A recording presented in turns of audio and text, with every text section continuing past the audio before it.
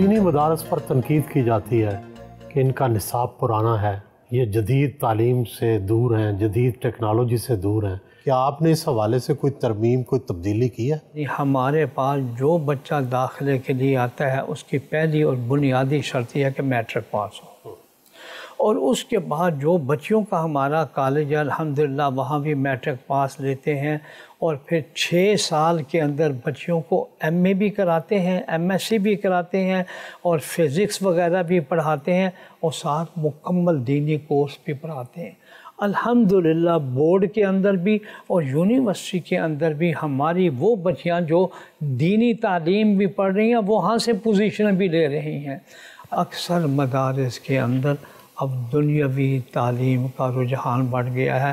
حضرت تھانوی رحمۃ اللہ علیہ پر اللہ کی ان گنت رحمتیں نازل ہوں، جنہوں نے 2400 کتاب لکھی ہے، اور بہشتی زیور تو گھر گھر میں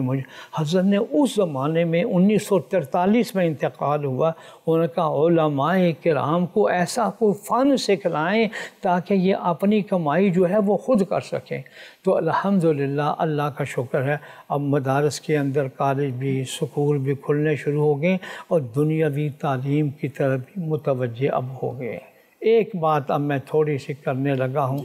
کہ تھوڑی سی ہے تو کڑی بھی تھی، یعنی جب پاکستان بنا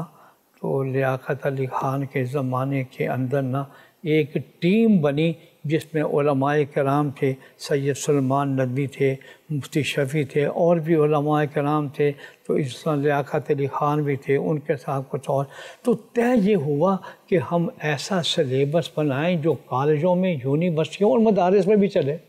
یہ اس وقت کی بات کتنا اچھا ہوتا، ہمارے علماء نے بڑا وقت لگایا، لیکن وائے افسوس وائے افسوس کہ دشمن کی کارستانیوں کی وجہ سے ہمارا اتفاق نہ ہو سکا، کالجوں کا رخ علیحدہ ہو گیا، مدارس کا رخ علیحدہ۔ ہم نے پھر دین کو سنبھالا، قرآن کو سنبھالا، لیکن اب جیسا جیسے حالات بدلے ہیں الحمدللہ اس حکومت کے ساتھ بات چیت اب چل رہی ہے۔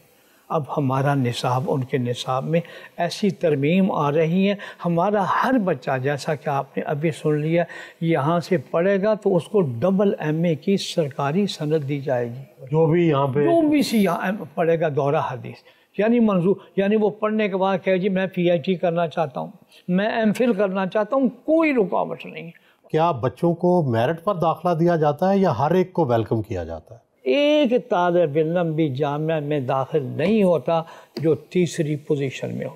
سارے دباؤ کے باوجود، کم از کم اس نے فرسٹ ڈویژن کیا ہو، ممتاز ہو، اور بہت ہی طلباء ایسے جو سیکنڈ ڈویژن میں۔ میں نے ناظم اعلیٰ صاحب سے کہا، میں نے کہا قرآن کریم کی ایک آیت آئی ہے جس میں اللہ نے ذکر کیا وَقَانَ أَبُوهُمَا صَالِحًا، جن کے ماں باپ نیک ہوں، عالم ہوں، ان کے لیے تو کچھ ان کے بچوں کے لیے گنجائش نکال دو، لیکن ایک پھر بھی انہوں نے 3rd ڈویژن نہیں داخل کیا۔ دینی مدارس کے اساتذہ کے حوالے سے کہا جاتا ہے کہ ان کی تنخواہیں بہت کم ہیں، تو اس حوالے سے آپ نے کوئی ان کے بہتر رہائش اور ان کی آسائش کا خیال رکھا ہے؟ اب میں اگر آپ کو تنخواہیں بڑی بڑی ذکر کروں نا تو شاید حافظ صاحب خفا ہو جائیں کہ ہماری تنخواہوں کا کیوں ذکر کر رہے ہیں،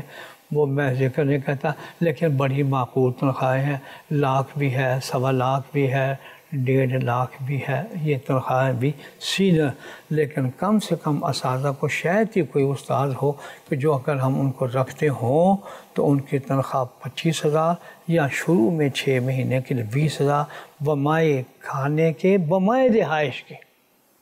یہ ہم ان کو دے رہے ہیں، لیکن الحمدللہ سالانہ ان کی مناسب ترقی بھی کی جاتی ہے۔ لیکن پھر بھی میں سمجھتا ہوں، میرے دل کی بات پوچھیں تو میں پھر بھی یہ سمجھتا ہوں کہ ان علماء کرام کو جنہوں نے 16 سال پڑھا ہے، زندگی ہم وقف کی ہے، ان کی تنخواہوں میں